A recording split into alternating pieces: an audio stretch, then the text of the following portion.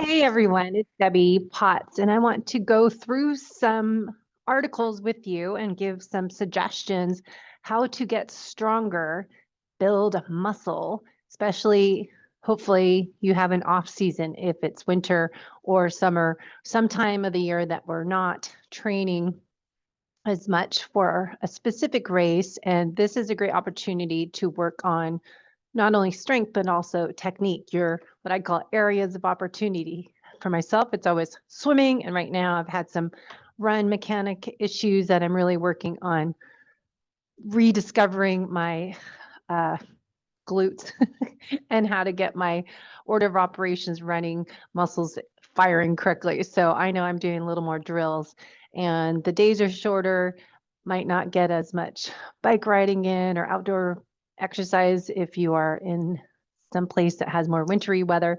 But think about what you can do. If it's like for me, I'm coming to the gym a little more, doing some strength training, focusing on heavy lifting. And then for the female athlete, it's really cool. You can train differently each week of your cycle if you are peri and premenopausal. And the menopausal women really want to work on that lifting heavy weights, still even do like a build and recovery week too in there. But let's go over for men and women endurance athletes how to train in the off season. So really looking at changing what you're doing. First of all, let's dive into hormones and fitness. This is an example from the DNA company. You can get discount if you're interested in doing this for yourself. I know some people freak out about sharing their genetics with whoever is spying on us. But, I feel like anytime you use your cell phone, anytime you look anything up on the internet, I use DuckDuckGo on my web search browser, but we're sharing all of our data all the time. So yes, it's genetics. You might be sharing that with research study, but I'm okay with my genetics. If you use TikTok, everyone's spying on you on TikTok. So I don't use TikTok. Anyways, genetics, super cool. As I've been sharing this report lately on hormones and fitness is one of the reports that you can look at on the DNA company. So just being real as I try to be here with you. Remember, I was an endurance athlete competing at a high level. Now I just do it for fun. I started Ironmans in 2001 and raced competitively in my age group until I got adrenal exhaustion in 2013, almost 10 years ago. And I continued trying to get better and get back to racing. I think the last half Ironman I did with 2015 in Kona, Hanu 70.3. And I haven't been able to race or push myself to race or have the interest or motivation because I can't get speed and power basically running. And I just don't have that drive because you don't realize when you're in that world, you're racing all the time, training and racing, train, race. You're not realizing you're always on and always following a schedule. And it's so nice to be on the other side and just kind of go by how you feel. And if I feel like going harder, I'll go harder. If it's an easy day recovery, I don't care about my yardage in the pool. And so all that is such a different world when I listen to people training for a race. It's like, so chill when you're not training for anything specific. But let's look at genetics. So what I find it's important to check out these cool reports the DNA company has, and it's AI driven. So once you do your genetic reports, it'll show. But check out this report if we go to hormones, body type, and fitness. Now, this is my results. So this is kind of what the blue circle, if you're watching the video, optimal, green is normal, suboptimal, yellow, red is poor. So it looks at often a collection of hormones to figure out what are your genetics for whatever they're looking at. But it's not just one genetic marker. I know I did DNA fit training and it was often like you'd have to have 3 markers to make a suggestion. And remember, genetics are not the end all be all. It's epigenetics. It's your lifestyle with your genetics. So introduction on here about androgens and estrogens, the sex hormones produced by humans, and most of your areas of health and wellness are influenced by these sex hormones. And it goes into all that, and then it shows you what genetic markers, a whole bunch. They're looking at CYP, it's a common one we hear about a lot, NOS, NOS3 gene, If you've read Dr. Ben Lynch's The Dirty Genes book, it's pretty cool to look at the Dirty 7, and you'll understand a little bit more of the role of each of those genetics. But here my hormone profile, estrogen balance, and that will help different ways. I'm not going to read over it all, but just to give you an idea of what the reports are saying. Health outcome summary, estrogen toxicity. I've got a yellow one there, so I carry increased risk of estrogen toxicity, acne. Luckily, I haven't had problems, hair loss, and I have problems. And cellulite, well, midsection, buttocks, upper thighs, underarms. Isn't that nice? So the genes that influence your hormone dominance, it will tell me. And then that will help us figure out our strength training program. If we get out of that, we can look at reports. So that's going to tell you the hormones. And then if we hit this fitness, rest, and recovery, which you probably want to know more about, since I'm talking about how to get stronger, fitness, rest, and recovery. So this will tell you what's the best workout for you. I'm going to stop my screen. And rest and recovery. So it's pretty interesting. This talks about what kind of workout is best for me. I think this is where I love looking at genetics when I'm coaching people, as the holistic methods, looking at the whole you and taking your genetics into part of our assessment of how we best want to write your workouts out based on what your body might prefer. So your sex hormones play an important role in shaping your overall optimal fitness profile. Androgens like testosterone promote fat metabolism and muscle growth, while estrogens promote fat storage. In both male and females, the unique balance of sex hormones can influence how easy or how difficult it can be to physically resemble an optimal fitness profile.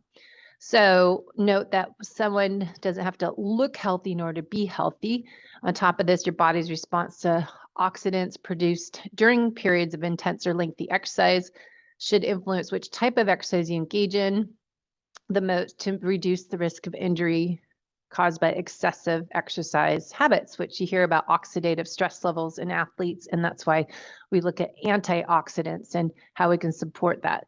So rest and recovery is looked at here in genetics and how we can go into all that, but fitness, rest, recovery profile continues. So here's what you might be interested in. This is, again, me, so it's different for you. Workout breakdown. It says 80% weightlifting, 20% cardiovascular.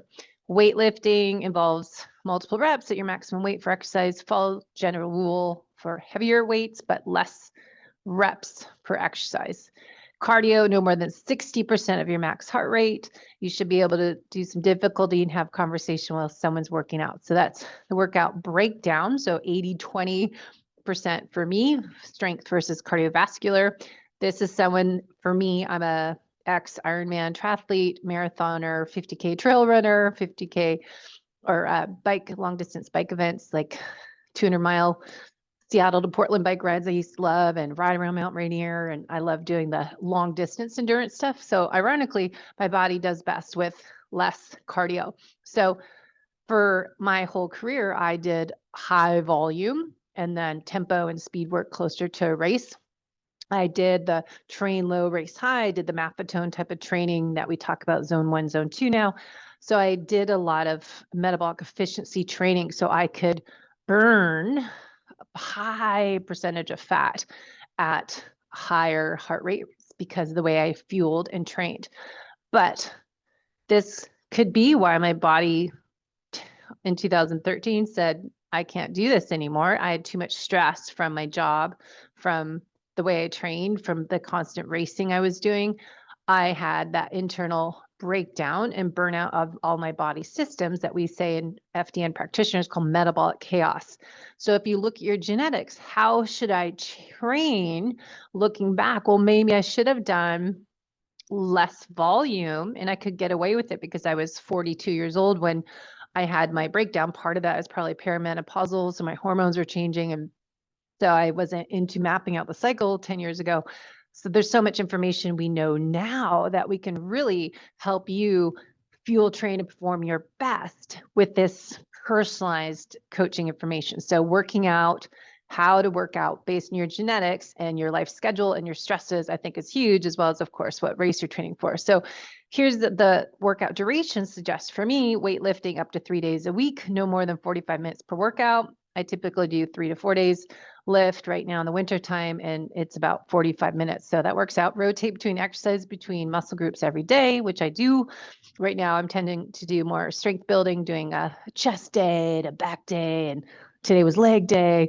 So I try to mix it up and add core in between mobility drills. So workout duration, talked about that, and cardio no more than 2 days a week. I do cardio most days a week. So maybe less is more. Go back to my mantra, more is not better, less is more. And the Goldilocks effect for me would be more focus on strength and probably shorter workouts, more sprints, and less chronic cardio, which we tend to do as endurance athletes. Rest and recovery. Well, we know about sleep optimization is key. 2 days rest between workouts. That is key. And sauna frequently, which I'm ordering a Sunlight and Sauna. If you want a coupon code, I have $500 off coupon. If you're interested in investing in your health with a Sunlight and Sauna, we'll talk about that in January. But sauna 4 times a week is what Dr. Huberman Lab had on his podcast, or Dr. Huberman said on his Huberman Lab podcast.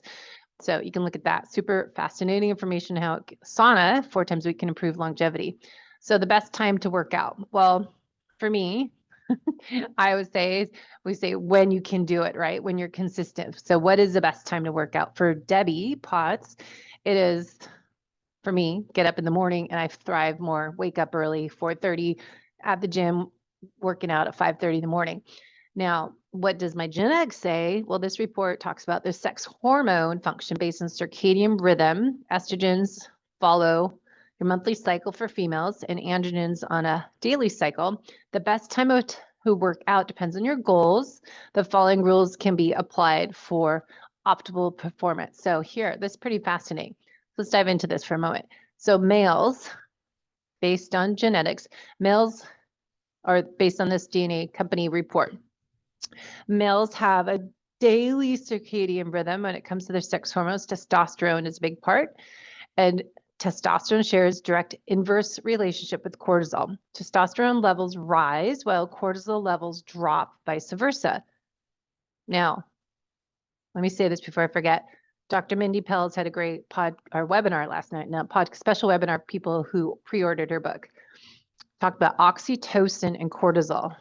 If your cortisol's up high, cortisol and testosterone are alternating, but oxytocin is as well. So we want to manage cortisol. As you know, my story, Probably Life is Not a Race, It is a Journey. My book I wrote on Amazon is about my cortisol.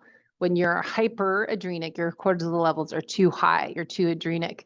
And then if you continue that, it's like a leaky faucet, you get to be low adrenals. So instead of this optimal amount, more is not better, less is not good either. So that Goldilocks effect for the cortisol is there's an optimal curve, higher in the morning, lower at night.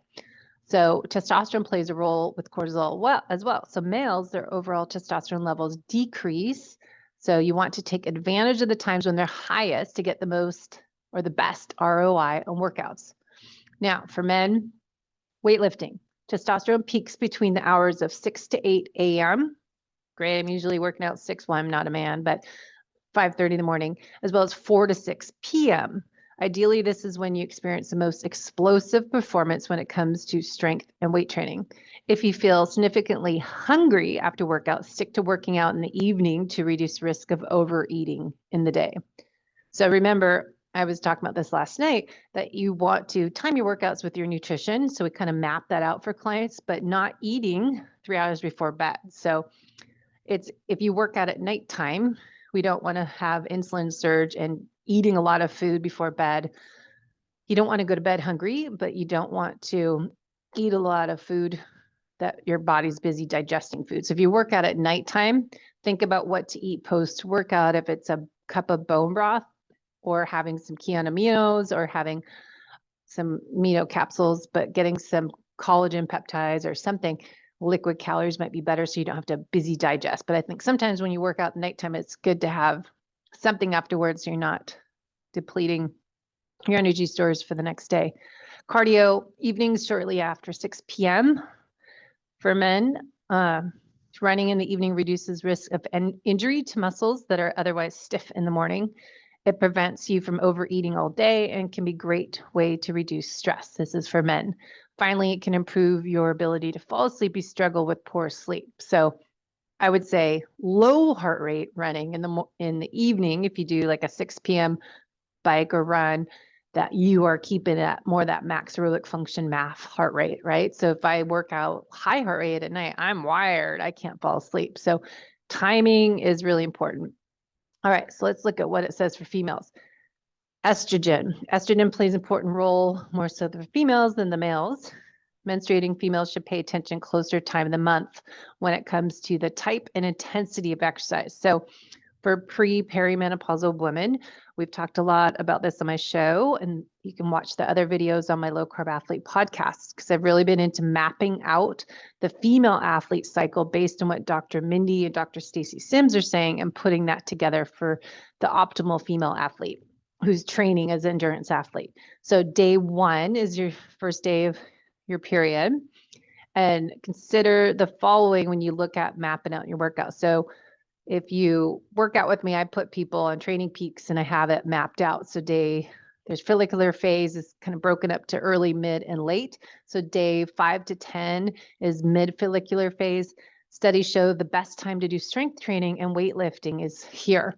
So this is when you want to schedule your heaviest, toughest, highest endurance exercise during day 5 to 10. So it's really cool for the female cycling athlete to map out your workouts on training peaks that each week will be different based on your cycle, because your hormones, you want to optimize them. So when we get to ovulation, days 11 to 16, somewhere in there, some people say like day 14, this is when estrogen rises and testosterone is going to be higher, but you are at risk for injury, particularly to tendons. Think tendons, high estrogen. So you want to be careful you're not doing any explosive workouts, so plyometric. So you want to do more warm-ups, some stretching, so prehab, rehab, I talk about with clients, and work on doing heavy strength training, but not a lot of plyometrics. And Dr. Mindy and I talked about this in my recent interview. So when we hit luteal phase, which starts the other side of ovulation, days 17 to 28, again, we have early, mid, and late luteal phase. So it's going to be different. That last week of luteal phase, right before your cycle begins, that's when you want to do your deload week. So take that as your recovery week. So day 20 to 28, somewhere in there, you might be 30 days, whatever, that last 5-7 days of your cycle, you want to do more lowering cortisol exercise and more oxytocin. So doing more gentle, easy exercise. So during the second part of your cycle, what happens is that progesterone levels are rising in your luteal phase. So this is when progesterone is higher. Remember, follicular estrogens come up at their peak towards ovulation, come down, and the progesterone's coming up. So progesterone is rising as estrogen's going down. So you have impacts. This impacts your endurance and performance. So I've really been tracking this when I'm exercising. I'm like, why does this workout feel like crap? I feel so slow. I don't have anything. What's going on? And then I'll feel so good. It's your hormones.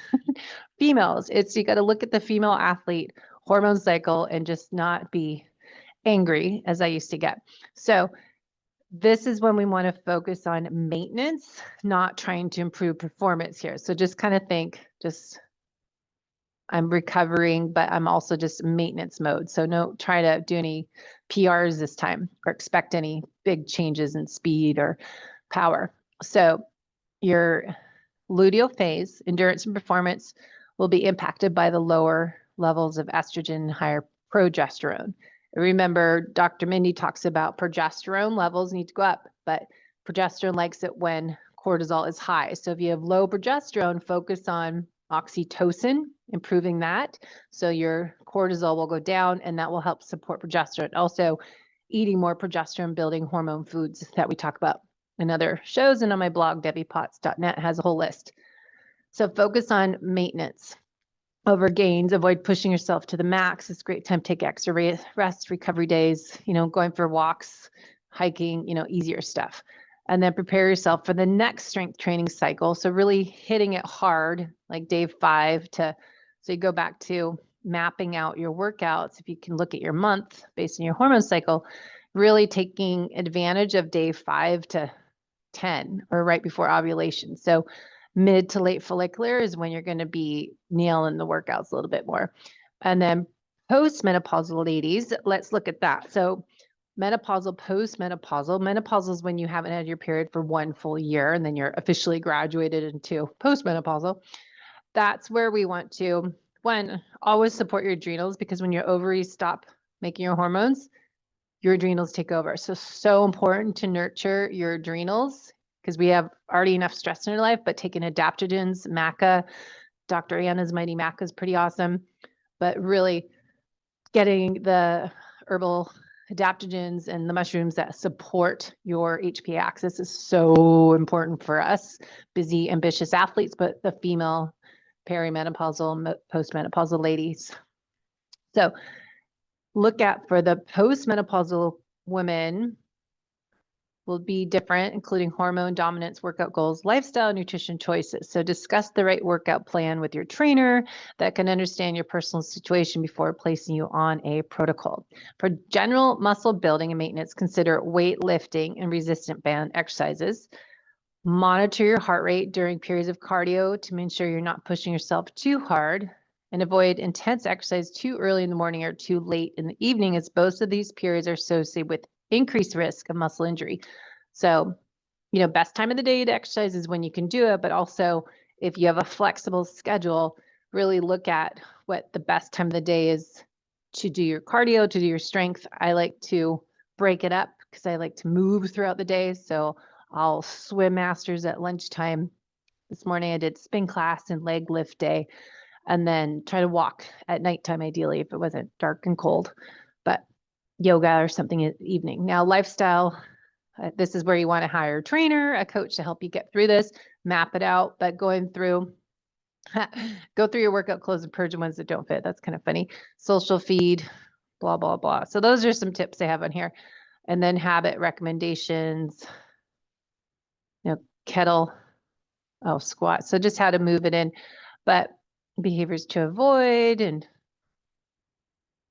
so good information. And building muscle, some tips, which I have found. Creatine is huge, and L-carnitine. So getting this from eating animal-based diet, you don't have to supplement. You want to get your nutrients from real food. So try to choose nutrient-dense food to help muscle building versus powders and pills, because I don't think we absorb it as much. So get real food, having that steak, having that grass-fed beef. That's really important, I think, if you can do that. So L-carnitine, whey, or a vegan protein isolate. The vegan protein doesn't have the leucine as much. So you want to look for the amino acid profile of protein powders that have the highest amount of leucine. So that would be whey, grass-fed whey. And number 2 is the new, kind of newish out, called bone broth protein. Doesn't taste gross, but I like unsweetened because I don't do stevia. I think it's too much sweeteners are not good for our sweet cravings, and I don't like the way it makes my head feel. So unsweetened grass-fed whey you get from Kion or from Equip. And again, everybody has discount codes, so use my discount code, usually low carb athlete, both of those, Equip and Kion. And Paleo Valley has a cool new whey protein powder that you can get with colostrum. So I like to stack colostrum, whey protein, L-carnitine, and creatine into a shake with glutamine, and have a frozen avocado chunk in there, ice and water, put some Laird's unsweetened mushroom creamer, and then you can add a little bit of berries for if you need some carbs in there, or you can keep it low carb and just have some nut butter in there. So that was something I would do for post-workout. Taking NAC, NAC is really important for oxidative stress, for selenium, for thyroid health. Milk thistle is great for liver support, as well as dandelion tea, essential amino acids over BCAAs, and CoQ10, trochanils. So that's what's fascinating on the DNA report. So it tells you a lot of information. And let's head to the workout breakdown. You can see all that. So that's what it says for my genetic report. but you can get all this information on the fitness, rest, and recovery. And you can go to system summary and to see what your report looks like.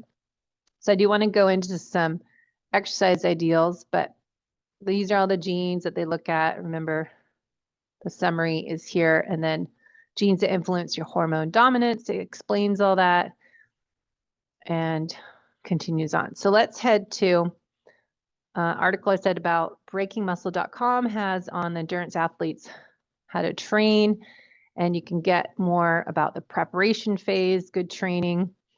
You know, we hear about lifting heavy sheets. So Dr. Stacy Sims, if you go to drstacysims.com blog, how to power your way through menopause. This is important, I think, for athletes too, but for aging athletes in general, not just females, but lifting heavy sheets. During menopause, we lose the strength building stimulus from estrogen. Estrogen is essential for regulating satellite cell function in females. So it helps us regenerate muscle stem cells. It helps us maintain our muscles. When scientists take estrogen from animals in the lab, their ability to regenerate these cells drops up to 60%. So this is true. Women during menopause, estrogen levels are linked to the number of satellite cells, and resistance training is the best way to generate those muscle-making cells, and lifting heavy provides a strength-building stimulus you need as estrogen declines.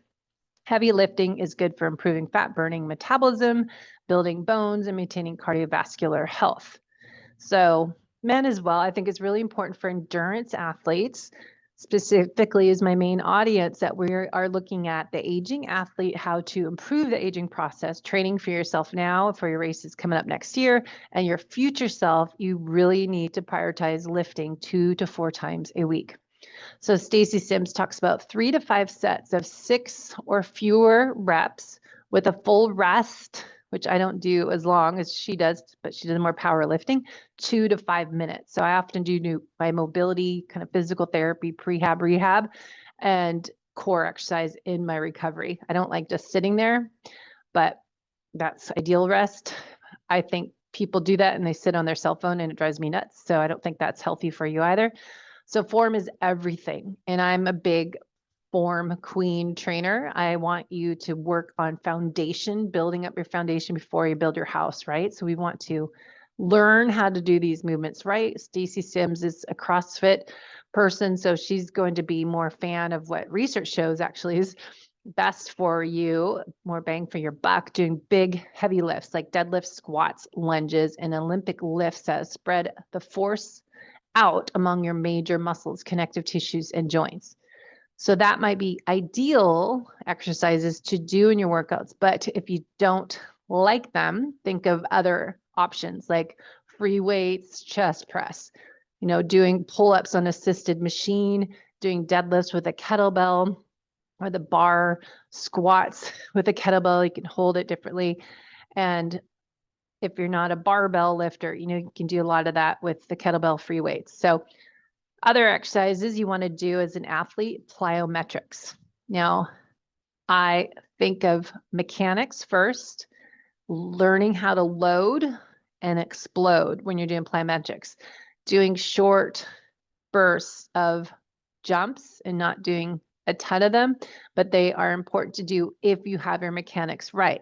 My mechanics, I'm doing physical therapy for because running, something I've started doing the incorrect running form. So my body's taking the path of least resistance and found this wrong running form. So when I start doing plyometrics, I get injured.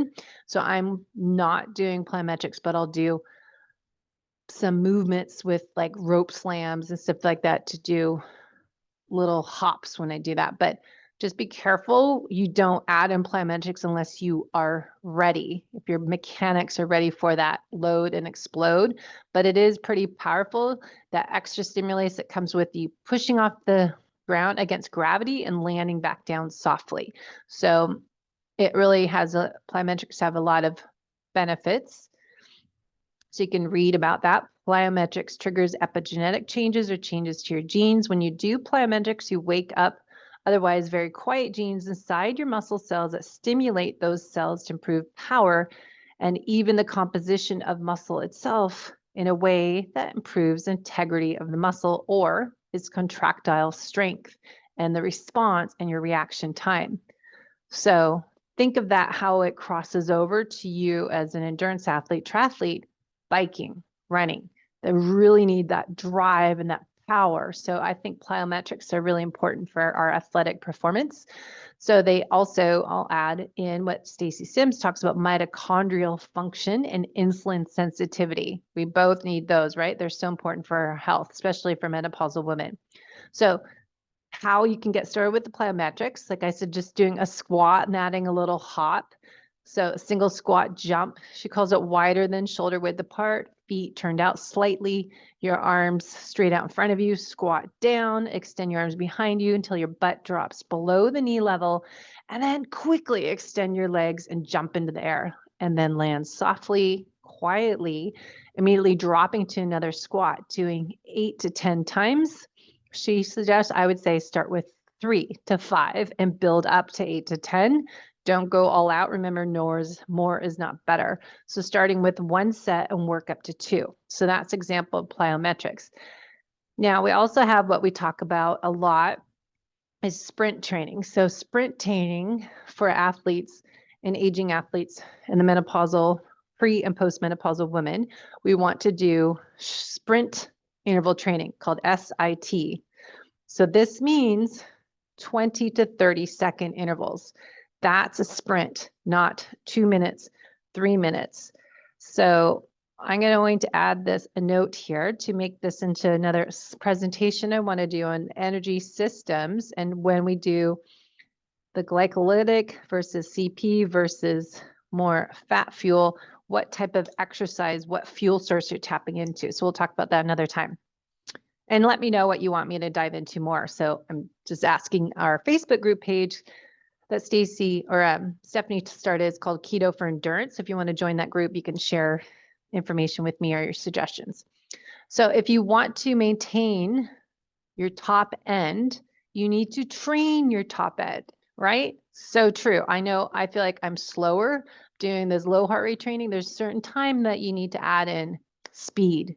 I'm losing that get up and go quickness as I age. And I was never really a fast person anyways. I was like long and steady, but now I really need just power, speed, sprint. So this is especially true menopausal transition, that high intensity interval training for menopausal women is super short, sharp sprint style intervals lasting 30 seconds or less, not more, right? So if you can go more than 30 seconds, you're not going hard enough. So remember that. When you extend intervals past 60 seconds, you can get greater increases in the stress hormone cortisol. So go back to our friend cortisol. More is not better. Find the Goldilocks amount for that. Cortisol is good for a surge of energy, but you don't want those stress hormone levels to stay elevated longer than necessary to get the job done. This is especially important in menopause when cortisol can already be elevated. And this is for men and women too. I think this is an article for menopausal women, but we're so stressed out as athletes. We're trying to fit more activities in during the day that we burn the candle at both ends. Chronic cardio as you're training for endurance events, over 45 minutes, your cortisol levels, I've heard for years, get higher. So we really need to have a manager, cortisol manager, to help us with that. So think about what you can do to fit in some short intensity intervals, 20, 30 seconds, hard as you can, but not more is better, right? So figure out the right amount to do. So think about sprint intervals. You get the benefits: improved insulin sensitivity, stronger mitochondria, improved fat burning as deep visceral fat. We want that. And even more important, boost of growth hormone when you finish. What else gives you this benefit? What do you hear all the time? What else improves insulin sensitivity, mitochondria, fat burning, and growth hormone? Fasting. You hear all this all the time. Everyone's talking about intermittent fasting, 48, 72 hours fasting. But listen to what Rob Wolf said a year ago or so. exercise can give you these same benefits. So if you want to improve your mitochondria, your fat burning, growth hormone, and insulin sensitivity, try to do sprint interval training 2 to 3 times a week. How do you do that? Well, Tabata, remember Tabata? It's a Japanese man that created this, I don't know how many years ago. Tabata is 8 times 20 seconds all out, 10-second rest, pause, 8 times through. That's 4 minutes long total. Warm up, cool down. Or I place it end of your workout or end of your cardio. Like yesterday I ran and then I did Torrey Pines, ran up the hill, and I found a stretch that was 30 seconds long. So I did that 5 times. I need to know what my heart rate is to know how hard to go because I'm an endurance athlete from a long time now. So I tend to not push myself hard enough rather than a lot of people go too hard. I need to go harder and know how to push myself more. So I need to see I'm getting my heart rate up to 160, up to 170 is really hard for me. So a slight hill sprint is going to get me, or stair climbs, if you find a long set of stairs, that will do it for me. But wear your heart rate monitor if you can to know how hard should you go, because it's not HIIT training or a Tabata or a sprint interval training 20, 30 seconds unless you go hard and you need recovery. So maybe you need 5 minutes recovery and then go again. So be sure you are adding these intense interval training that you need 5 minutes of easy spin on the bike and then do again. Example, Lenita, my friend, teaches spin class we did today. We did a breakdown of longer duration with power meter, and then we did finish with all out, whatever you could do, 30 seconds. And then we had like 2-minute recovery. Last week we did, it was like 4 by 2 minute, three times 1 minute, and then we did 30-second sprint. So you have to do your hard, but then we had like 3 minutes of just easy pedal. So work hard, but recover harder. Okay, so that's all for today. I just want to go in some articles that I found, but really looking at building your engine off season, adjusting your nutrition is a good tip too. Matching your nutrition with your fueling, looking at, I was trying to find some articles, but I'll have to just write one myself. You want to match your nutrition with your fueling. So go back to looking at your genetics, work with a coach. If you want my help, you can go to debbiepotts.net, but looking at what are you doing for your strength, for your HIIT training, for your off-season technical training, and learning what's best for you to focus on right now. So getting in the gym, getting your walking in, getting in your yoga and recovery, and then women mapping out that cycle. So hopefully that helped give you some tips for the day to help figure out how to look at your next 30-day quarterly training program and how to adjust your fueling. Remember what you eat, when you eat, how you eat. Should be the same how you eat, but when you eat and what you eat should change those macronutrients based on your workout days. So you can argue if it's nutrient dense whole food source carbohydrates might be higher, more anaerobic days, depending on the female's hormone cycle, late luteal. Some people I know I hear just say you can be carnivore all the time. Yes, you can, but if you're not getting the foods to feed your microbiome and your liver, you need to add those in too, I think. So getting all your food from animal-based diet, some people need to add some prebiotic, probiotic foods in there. So timing what you eat when, why, so you're not doing too much fasted exercise is another podcast, but talking about eating before bed, 3 hours you stop. So say you're in bed by 9, stop eating at 6 p.m., and then if you work out in the morning, that's a 12-hour fast. So that should be okay, just digest, rest, but 12 to 15 hours from dinner till you eat some calories the next day. It might be for me having a little coffee and having my collagen creamer.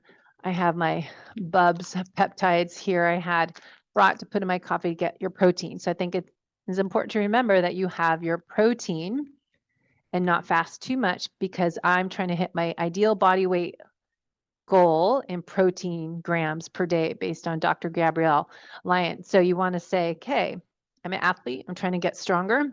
I'm trying to get leaner and faster and get more power. So I'm not going to do such long fasts as I was doing, just like, oh, I don't need to eat. I'm fat adapted. I'm not hungry. But if I need to get my protein in 30 to 50 grams, say I'm tall, I need like 50 grams 3 times a day, or I need 40 grams and then have some essential aminos. So long as you get 100 grams or more, but you can't do that in OMAD, right? So you need to have 30, 40, 50 grams protein throughout the day. And it's hard because if you're fat adapted, you're busy, you're not hungry, it's really hard. So I like doing Bub's collagen. I had Laird's superfood protein bar. That's pretty yummy. It has some mushroom adaptogens in it and low carb, because when we should eat something, I did spin and lift. I'm swimming at noon. So I have to time, I don't eat 2 hours before swimming. So I have to have something around 9 a.m.